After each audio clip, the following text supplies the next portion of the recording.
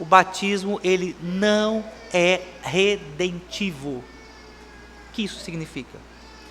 O batismo não é para o perdão dos pecados. Grande parte das igrejas evangélicas possuem essa concepção quanto ao batismo, como se o batismo fosse algo redentivo, que no ato do batismo os pecados são purificados. Então é muito comum a gente observar algumas igrejas que quando a pessoa ela é admitida à comunhão da igreja, ela veste uma roupa branca, né, um aventalzão branco, né, ou no batistério, ou no rio. Alguns até preferem que seja no rio, porque afirmam o seguinte: assim as águas levam para longe o pecado, né? E aí então o pastorzão está lá na água, né, fala: te batizo em nome do Pai, tchá, mergulho 1, né? Te batizo em nome do Filho, tchá, mergulho 2, né? Desculpa a sonoplastia do tchá aqui, né? Terceiro mergulho, sem sonoplastia, né? Te batizo em nome do Espírito Santo. Aí o pastor declara, né? Os teus pecados foram perdoados. Implicações teológicas desse ensino. O que acontece se o batismo for redentivo? A pessoa que não é batizada, ela está condenada. Por que isso? Qual é a condição para que alguém possa entrar nos céus? Receber o perdão dos seus pecados. Pode alguém entrar no céu sem que tenha recebido do Senhor o perdão dos seus pecados? Então, por exemplo, e aquela situação do ladrão na cruz? Né, que ele faz um pedido para Jesus: lembra-te de mim quando estiveres no paraíso, né? Só se ele fosse presbiteriano, alguém subiu lá e aspergiu um pouco de água ali na cruz, né? Mas a gente não crê nisso, né? Então assim, ele creu ali e Jesus disse o quê? Hoje mesmo estará comigo no paraíso. Ele não foi batizado. Então, irmãos, por favor, compreendam isso. O batismo não é redentivo. Mas aí, antes que alguém pergunte: pastor, então de onde surgiu essa concepção do batismo redentivo? Vamos a alguns textos bíblicos? Por gentileza, abra a sua Bíblia em Marcos capítulo 1. Irmãos, depois eu vou abrir para as perguntas, podem ficar tranquilos, você vai fazendo as suas anotações aí, e aí depois nós vamos ter o tempo para as perguntas, ok? Marcos capítulo 1, a partir do versículo 4. Marcos 1, 4. Meu povo, todos acharam? Sim? Ok. Apareceu João Batista no deserto, chama a sua atenção, pregando batismo de arrependimento para a remissão de pecados. Saíam a ter com ele toda a província da Judéia e todos os habitantes de Jerusalém, confessando os seus pecados, eram batizados por ele no rio Jordão. Versículo 6, Marcos 1, 6. As vestes de João eram feitas de pelos de camelo, e ele trazia um cinto de couro e se alimentava de gafanhotos e mel silvestre. E o versículo 7 aqui a gente para e pregava dizendo: olha só, chama atenção: após mim vem aquele que é mais poderoso do que eu, do qual não sou digno de curvando, desatar-lhe as correias das sandálias. Linha cronológica aqui. Então nós temos João Batista, e João Batista ele veio antes de quem? De Jesus. Então nós temos Jesus, e João Batista ele veio preparando o caminho, ele é o precursor do nosso Redentor. Como João Batista preparou as pessoas para a chegada de Jesus? Ele dizia: vem após mim, depois de mim, aquele que é mais poderoso do que eu, não sou digno de desatar-lhe as sandálias, ok? E aí ele fazia o que? Versículo 4, ele batizava as pessoas para o arrependimento de pecados.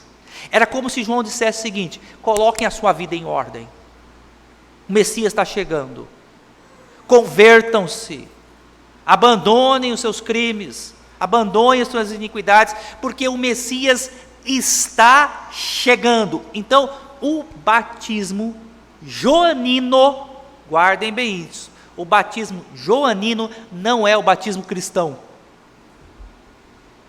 Vou repetir isso aqui.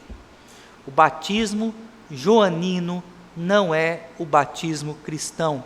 O batismo joanino foi um batismo de preparação para a chegada de Cristo. O batismo cristão, ele vem depois de Cristo. Cristo veio e aqueles que tornaram-se discípulos dele são o quê? Batizados. Mas aí alguém vai falar, pastor, o senhor está inventando isso. Atos 19, vamos lá. Aconteceu estando Apolo em Corinto, Paulo, tendo passado pelas regiões mais altas, chegou a Éfeso e achando ali alguns discípulos, perguntou-lhe: recebeste o Espírito Santo quando crestes? Ao que lhe responderam: pelo contrário, nem mesmo ouvimos que existe o Espírito Santo. Então Paulo perguntou: em que, pois, fostes batizados? Olha só, igreja, a resposta: responderam no batismo de João. Viram até aí? Vamos continuar o texto.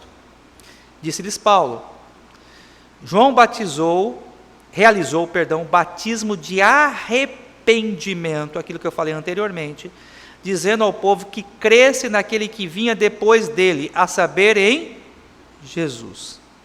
Eles, tendo ouvido isso, foram batizados em o nome do Senhor Jesus. Esses discípulos aqui foram batizados quantas vezes? 2 vezes. Foram batizados no batismo joanino, para arrependimento de pecado, e depois receberam o batismo cristão, em nome do Senhor Jesus. Então, as igrejas, em geral, elas não fazem essa distinção entre o batismo joanino, que foi um batismo preparatório, foi um batismo preparando as pessoas para a chegada do Redentor, e o batismo cristão. Nós somos batizados porque Jesus já veio. E é um sinal da nossa fé que Jesus, ele já veio. Outra implicação sobre isso: o que perdoa os nossos pecados? Não é o sangue de Jesus? O que nos traz purificação é o sangue de Jesus ou o volume de água, ou o rito batismal? O sangue de Jesus. Então, qual que é a nossa perspectiva quanto a batismo? Por favor, prestem bem atenção nisso. Batismo é para nós um sinal de que nós pertencemos ao povo de Deus. O batismo é para nós representativo. Quando alguém nos pergunta: você foi batizado? E a gente responde: sim, eu fui batizado. O que nós estamos afirmando com isso? Que nós temos a marca, o sinal de que nós pertencemos ao povo de Deus. Aos homens casados e às mulheres também, nós temos a aliança. O que significa isso? Que nós temos um compromisso com alguém, não é verdade? Nós temos compromisso. O batismo é o sinal que nós temos um compromisso com quem? Com Deus. Não é para perdão dos pecados, é representativo. Por isso, os nossos filhos são batizados. E aqui, igreja, está a diferença entre o nosso batismo e o batismo católico romano. Na igreja católica romana, alguns sacramentos são salvíficos. Vou repetir isso aqui. Na igreja católico romano, alguns sacramentos são salvíficos. Quem foi do catolicismo talvez já ouviu essa expressão. Quando uma criança nasce, pais católicos romanos afirmam o seguinte: essa criança precisa ser logo batizada para que ele não fique pagão. Já ouviram isso? Ok? Para que não fique pagão. Qual que é a concepção? Enquanto não for batizado, não é crente. E aí, a partir do momento que batiza, vira o quê? Crente. A chamada extrema unção.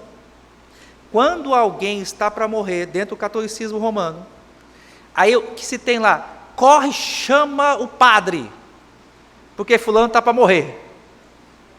E aí o padre vai lá e faz a extrema unção. Eu não sei, nunca fui padre, mas faz a extrema unção.